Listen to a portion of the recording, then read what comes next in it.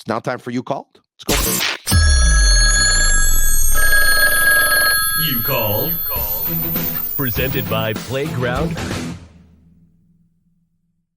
By Playground, your premier gaming destination located just over the Mercier Bridge, only minutes from downtown Montreal. I actually drove by Playground earlier today because I took a little day trip to Plattsburgh this afternoon. So I made my way past Playground and I spent the afternoon in Plattsburgh, and it was kind of cool. And you know what was the coolest thing? Getting stopped at TJ Maxx, getting stopped at Target, getting stopped at Walmart, and getting stopped at a fast food restaurant from people who say, hey, I watch you on the Sick Podcast. That happened in 4 different places today. Kind of makes you feel good. Kind of cool. 1-888-585-7425 is the number to call. Habs fans, I want to hear from all of you who are saying, oh, Tony, please stop with the tank. The Canadians are going to make the playoffs this year. Papi, papa, papi, papa. You know, Denny Kader actually told me yesterday on BPM Sports, 91.9 FM, Quebec's premier #1 all sports radio station. They have been since May 28th. Anyway, Denny Kader yesterday told me that the Canadians are going to make the playoffs. I said, Denny, ahead of who? Who are they catching? And I said, if you think they're making the playoffs, the second half of the season starts now. It doesn't start in 2023. Starts now. Tampa Bay's ahead of you. Got to beat them. Florida's ahead of you. Got to beat them. Washington's ahead of you. Got to beat them. Next week you play the Rangers. They're ahead of you. Got to beat them. Not happening. Forget about it. Not making the playoffs. For all of you who said, yeah, they're going to make the playoffs, this, that, what, he's great, he's fantastic. Everyone's great. Yeah, they're amazing. Yeah. For what? The worst thing that could happen to these guys is that you all hold on to the whole thing that they're going to make the playoffs, and they end up finishing 18th, 19th, and they're out of the top 10. You want to be in the top 5. That's where you want to be. And in an ideal situation, you want to have 2 picks, theirs and Florida's, in the top 5. And man, could you imagine 1 and 2? Could you imagine? It's not impossible, folks. It's not impossible.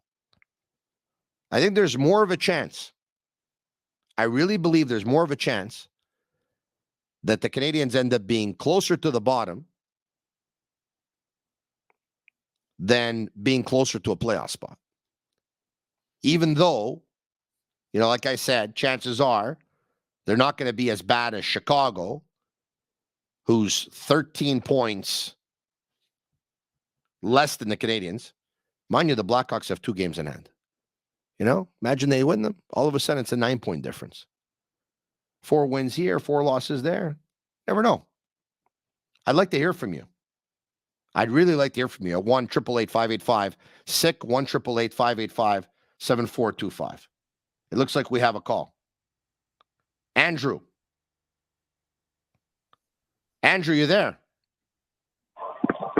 Hello, Tony. Yes, Andrew, how are you? Not too bad. How are you?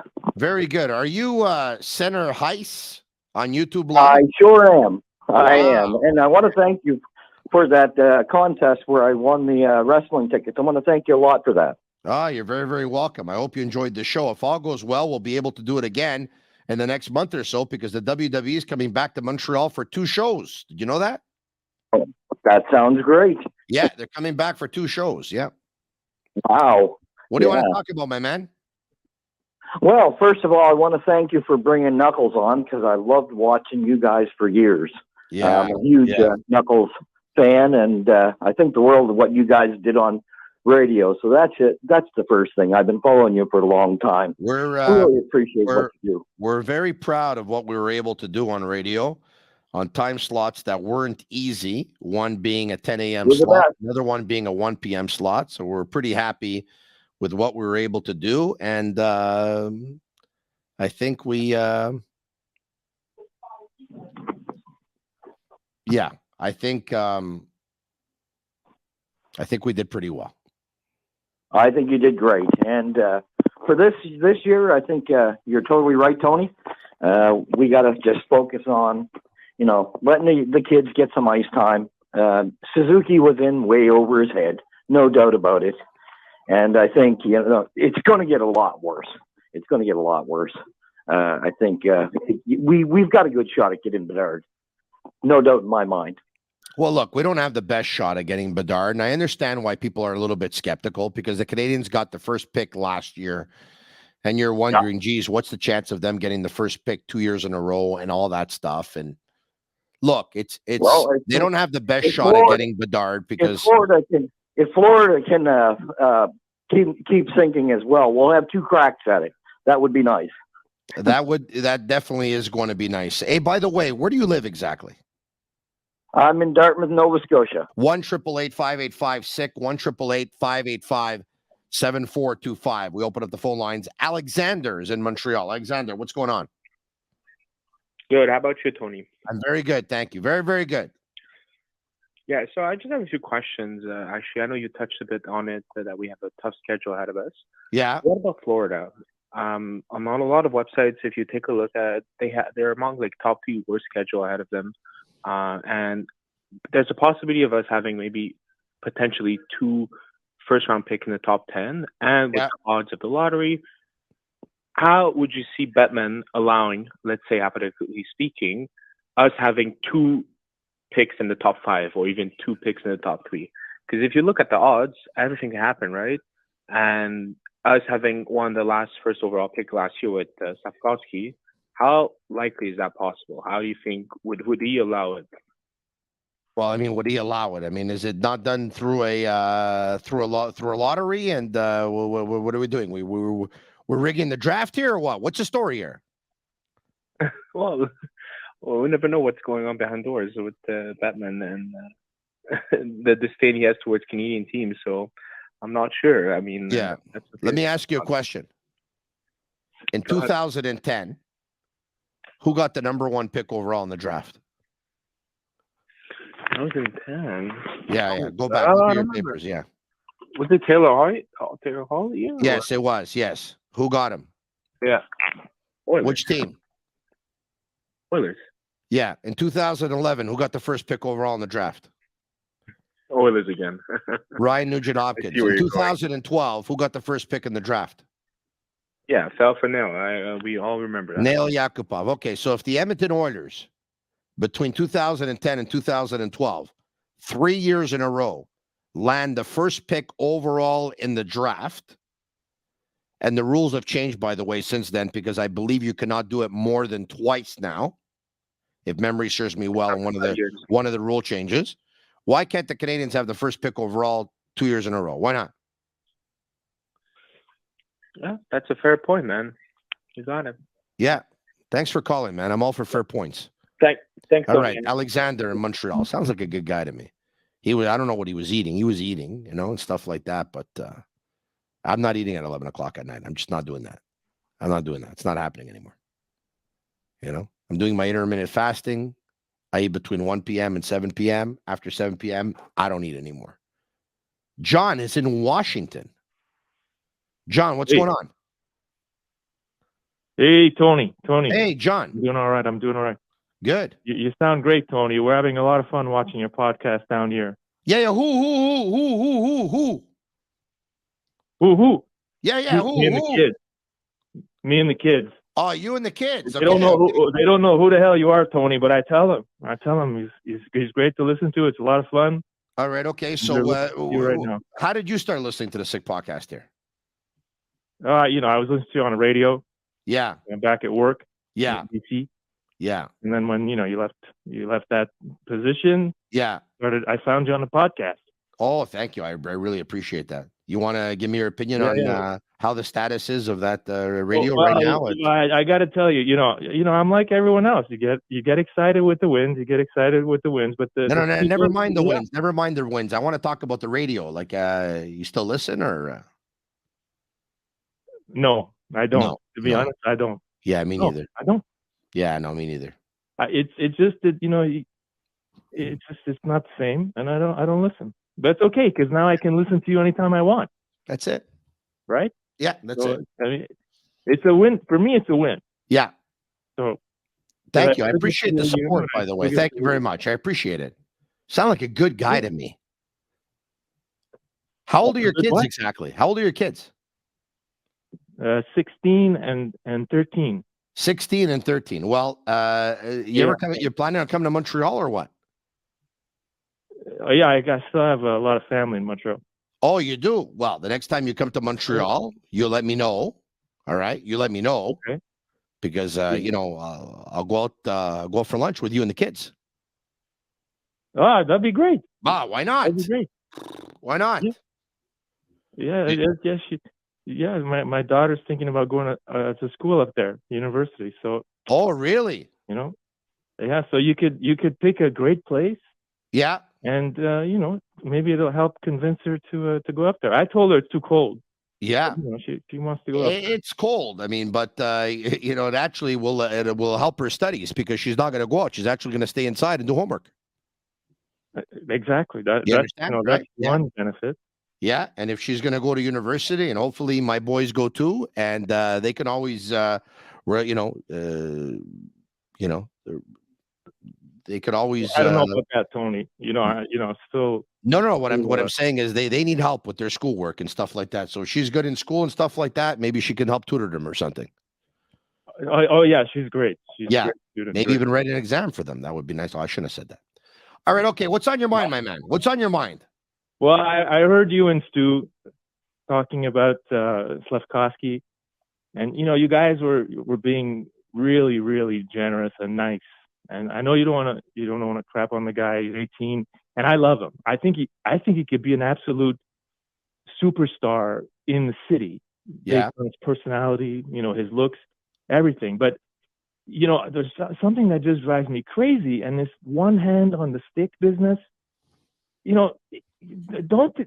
watched film, right? Was he doing this back home? Because that one hand on the stick, I mean, everyone must look at that, and it is just so easy. But John, here's the deal: how strong you are, it's a habit, John. It's a habit that he had. It's driving me crazy. But John, it's a habit that he had. He was bigger and stronger than anyone else that he played with, pretty much.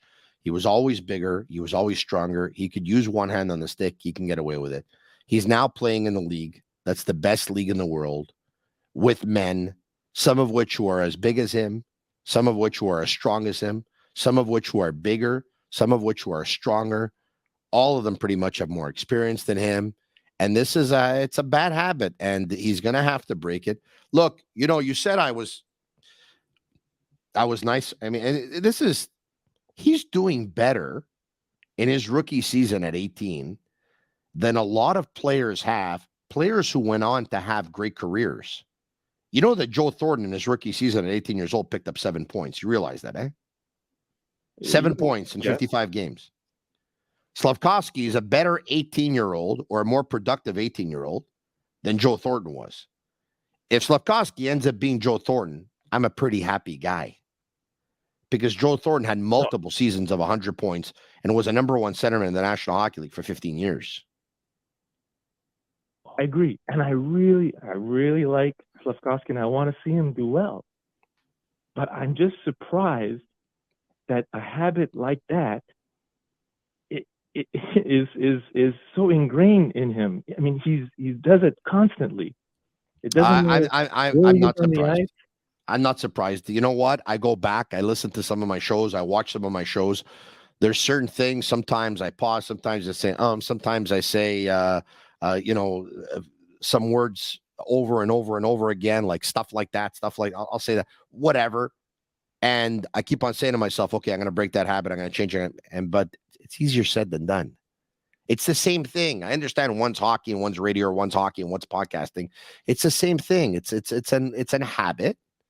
It's a habit, and some habits are hard to break. That's it. That's all. It's going to be okay. He's 18 years old. He's playing in the National Hockey League. Well, at 18 years old, I was I don't know what I was doing.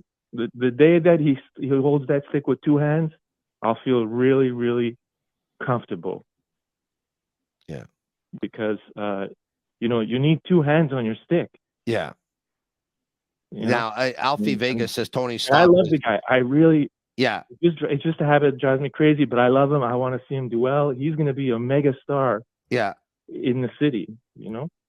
Yeah. And now You got it all. You got the Alfie look, Vega's you got trying to the tell me that size. they play different positions. Alfie Vega, I know that they play different positions, and Slafkovsky plays as a winger and Joe Thornton plays as a centerman. I was just talking about two 18-year-old players, rookies at 18, and how much one produced as an 18-year-old, how much the other one has produced so far, and the fact that one of them ended up having a great career in the National Hockey League as a number one centerman for 15 years. It was just an example of how hard it is to pick up points as an 18-year-old in the National Hockey League. John, the next time you come to All Montreal, right. I'm taking you out for lunch, you and the kids. All right. Take care. And Look, congratulations. It's great. thank you very much. I appreciate it. All the best to you in the new year. All right. One more call I've been told from the guy who's the real boss of this podcast, Sammy Cavallaro. Where are we going, Sammy? Joel from RDP. Yes. Joel, what's going on?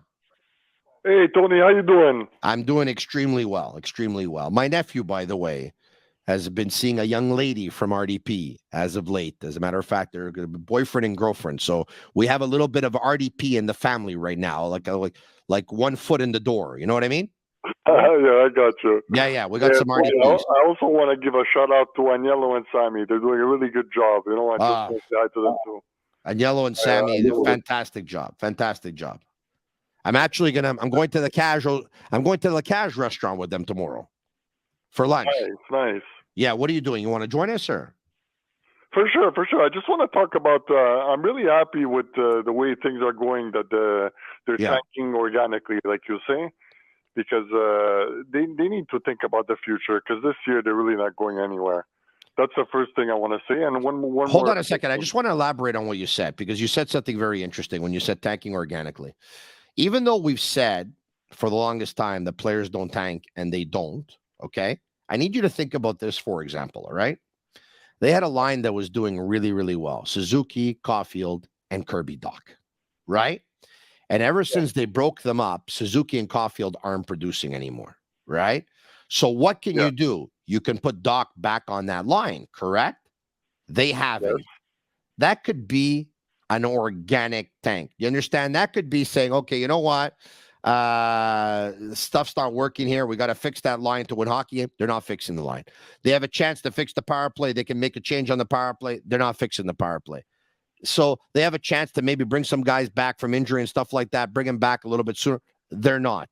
These are things that you kind of do or don't do when you realize, you know what? Not winning this year is not the end of the world. You're in a rebuild. And so sometimes you take certain decisions, and sometimes you don't take certain decisions. This is called an organic tank. This is a rebuild. This is what it is. Yes, it's exactly what I was thinking. They're doing it the correct way. Yeah. So the way that they should do it. Not that, because the players will always play to win. We know that, and they'll always do that. So it's the right way to do it. One more thing I want to speak about is Slafkovsky. Yeah, tell me. I think they're making a mistake with him, Tony. I understand that some people think he should be in the NHL, but from what I see, if he's going to play 9 minutes in the NHL, it's better if he goes to Laval.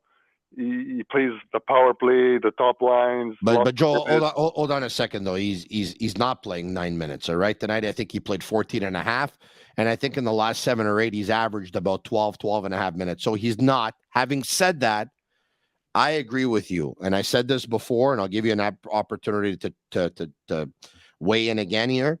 But I've said this before. I would have sent him to the World Juniors, and after the World Juniors, and I don't care how good or not he would have done at the World Juniors, I would have sent him to Laval.